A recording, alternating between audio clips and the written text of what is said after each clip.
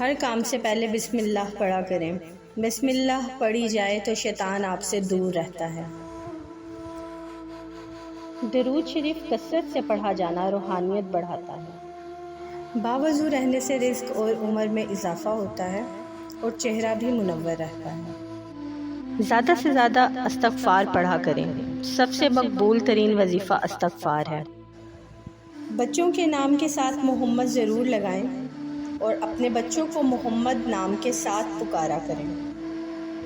یہ نام گھر میں خیر و برکت کی علامت ہے۔ کوثر کے معنی بھلائی ہیں۔ کوثر جنت کی ایک نہر کا نام ہے۔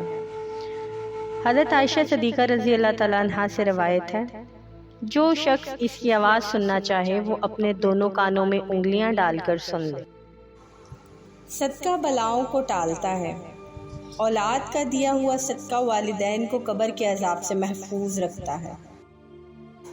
دسترخوان پر سے گرے ٹکڑے اٹھا کر کھانے والا انسان کئی بیماریوں سے محفوظ رہتا ہے۔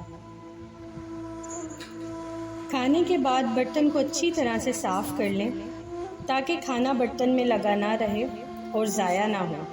یہ سنت بھی ہے اور خیر و برکت بھی۔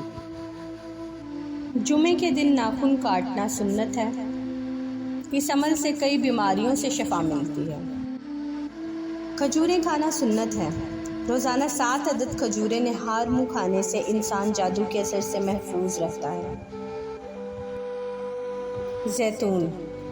زیتون جنت کا ایک پھل ہے اور اس کی مالش کرنے سے شیطان 40 دن تک آپ سے دور بھاگتا ہے۔ جس کا سارا دن گناہوں میں گزرتا ہو اسے رات کو مصلی پر بیٹھنے کی توفیق نہیں دی جاتی۔ اللہ پر یقین کامل۔ جو شخص اپنی قیمتی چیز یقین کامل کے ساتھ اللہ کی حفظ و امان میں دے وہ کبھی چوری نہیں ہو سکتی۔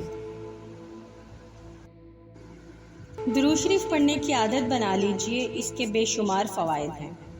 وبا کے دنوں میں درود شریف پڑھنے والا اس وبا سے محفوظ رہتا ہے۔ عورتوں پر بری نظر ڈالنے والا شخص ہمیشہ علم کے نور سے خالی ہاتھ رہتا ہے۔